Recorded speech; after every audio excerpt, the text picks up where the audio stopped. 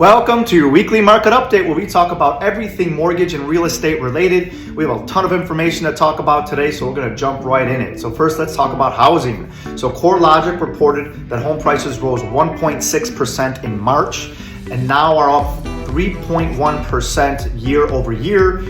So this is great, continuing to trend in the right direction with home values. This comes after a rise of 0.8% in February, and we are clearly at a turning point when it comes to the housing market. Now, CoreLogic forecasts that home prices will rise again in April by 0.8% and rise by 4.6% over the next 12 months, which is an increase from 3.7% in the previous report. So Selma Hemp, the chief economist for CoreLogic, said that while housing markets across the country continue to see mixed signals, prices in many large metropolitan areas like Chicago, LA, New York, there have turned the corner, with the U.S. recording a second month of consecutive monthly gains. The month-over-month increase was twice the average seen between 2015 and 2020. So pending home sales fell 5.2% in March, which is understandable just because of the lack of inventory and the strong demand. The National Association of Realtors chief economist said that the lack of housing inventory is a major constraint to rising sales. Multiple offers are still occurring about every third of all listings, and 28% of homes are selling above list price. Limited housing supply is simply not meeting the demand nationally. We may even see higher numbers locally, especially in the Chicago area. I feel like every single one of my buyers is in some sort of multiple offer situation. So we'll keep a close eye on that. Hopefully we get an increase in inventory in the coming weeks, especially as we're in the heart of the spring market.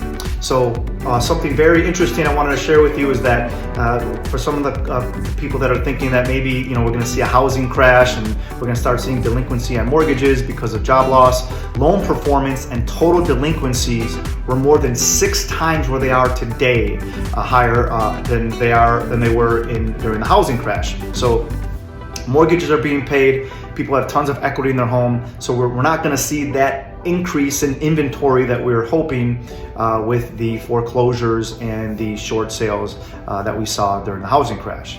Now let's talk about mortgages. Mortgages and inflation. So the Federal Reserve is meeting today. They are going to increase the Fed fund rate by 0.25%, which I don't think is a good idea. It really doesn't make any sense considering all the signs that inflation is coming down.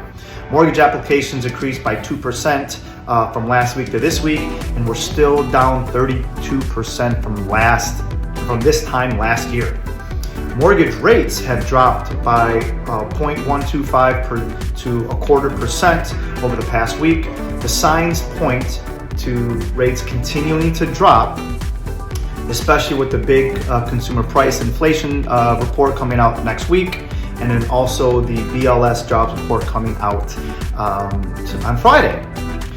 With these signs, so this is the big takeaway here. So with the signs of the job market weakening, inflation numbers coming down, and the economy showing signs that it's slowing, we should be able to see interest rates improve considerably in the coming months. Will this be good for housing? We don't know yet, because if inventory stays where they're at and rates drop, we're gonna see increase in demand, which is gonna be increased competition even more in this market. So give me a call if you have any questions. Again, mortgage, real estate related. I'm here to be a resource for you. I appreciate you watching, and have a great rest of your day. Bye.